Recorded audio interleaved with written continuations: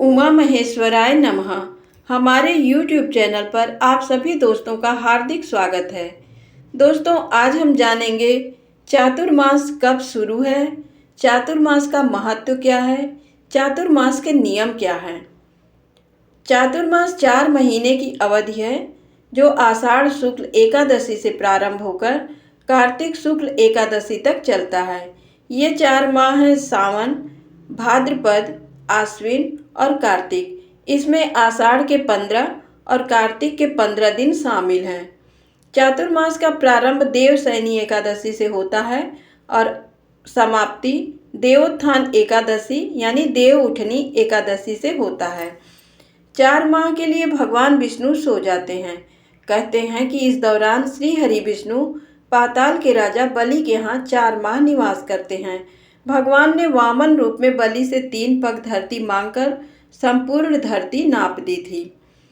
4 माह के लिए भगवान विष्णु सो जाते हैं और इस दौरान भगवान शिव के हाथों में सृष्टि का संचालन रहता है। इस अवधि में भगवान शिव पृथ्वी लोक पर निवास करते हैं और 4 मास तक संसार की गतिविधियों का संचालन करते हैं। शिव का माह सावन माह ही चातुर्मास का प्रथम महीना है। इन 4 माह को व्रत, भक्ति, तप और साधना का माह माना जाता है। इन 4 माह में संत जन यात्राएं बंद करके आश्रम, मंदिर या अपने मुख्य स्थान पर रहकर ही व्रत और साधना का पालन करते हैं। इस दौरान शारीरिक और मानसिक स्थिति तो सही होती ही है, साथ ही वातावरण भी अच्छा रहता है। इस दौरान फर्श पर सोना और सूर्योदय से पहले उठना बहुत शुभ माना जाता है। उठने के बाद अच्छे से स्नान करना और अधिकतर समय मौन रहना चाहिए। वैसे साधुओं के नियम कड़े होते हैं। दिन में केवल एक ही बार भोजन करना चाहिए। 4 माह को व्रतों का माह इसलिए कहा गया है कि 4 माह में प्रथम माह तो सबसे महत्वपूर्ण माना गया है। इस संपूर्ण माह व्यक्ति को व्रत का पालन करना चाहिए। ऐसा नहीं कि केवल सोमवार का ही उपवास किया, बाकी खूब ऐसा आराम किया, ऐसा नहीं है। शास्त्रों में जो लिखा है उसी का पालन करना चाहिए। इस संपूर्ण माह फलाहार ही किया जाता है या फिर सिर्फ जल पीकर ही समय गुजारना होता है, ऐसा शास्त्रों में लिखित है, जो कि साधु संतों के द्वारा इन नियमों का पालन किया जाता है। चातुर्मास में देव पूजन, रामायण पाठ, भागवत कथा पाठ, व्रत, दान, साधना और ध्यान सभी को करना चाहिए। चातुर्मास में इन 4 माह में 5 तरह का दान करें। इन्हें सभी को अवश्य ही करना चाहिए। पहला है अन्नदान, किसी गरीब को, पशु या पक्षी को भोजन कराएं।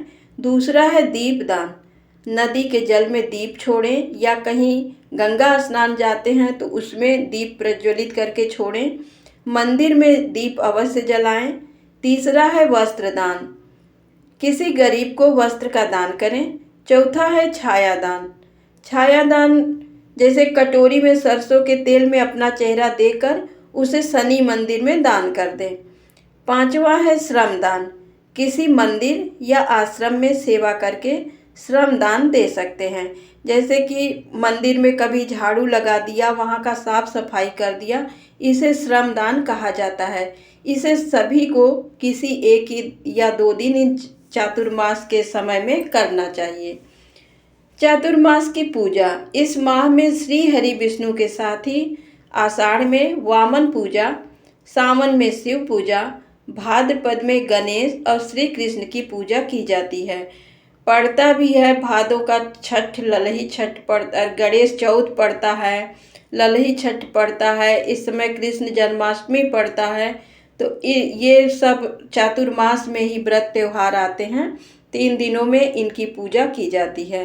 आषाढ़ के महीने में अंतिम 5 दिनों में, जो लास्ट का आषाढ़ का अंतिम 5 दिन होता है, उसमें भगवान वामन की पूजा का विशेष महत्व पुराणों में बताया गया है।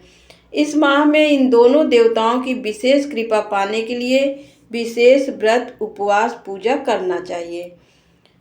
शास्त्रों के अनुसार उत्तरायण सूर्य के दौरान उत्सव, पर्व और यात्रा और दक्षिणायन सूर्य के दौरान व्रत, तप और साधना का महत्व रहता है। सूर्य जब मकर राशि में प्रवेश करता है तो वह उत्तरगामी होता है। उसी तरह जब वह कर्क में प्रवेश करता है तो दक्षिणगामी होता है। मकर संक्रांति से देवताओं का दिन आरंभ होता है, जो आषाढ़ मास तक रहता है। दक्षिणायन का काल देवताओं की रात्रि मानी गई है। दक्षिणायन को नकारात्मक का और उत्तरायण को सकारात्मक का प्रतीक माना जाता है। इसीलिए कहते हैं कि उत्तरायण उत्सव, पर्व एवं त्योहार का समय होता है और दक्षिणायन व्रत, साधना एवं ध्यान का समय रहता है। धन्यवाद दोस्तों। वीडियो अच्छी लगी हो तो कृपया मेरे चैनल को अपना सहयोग, अपना प्यार अवश्य दें।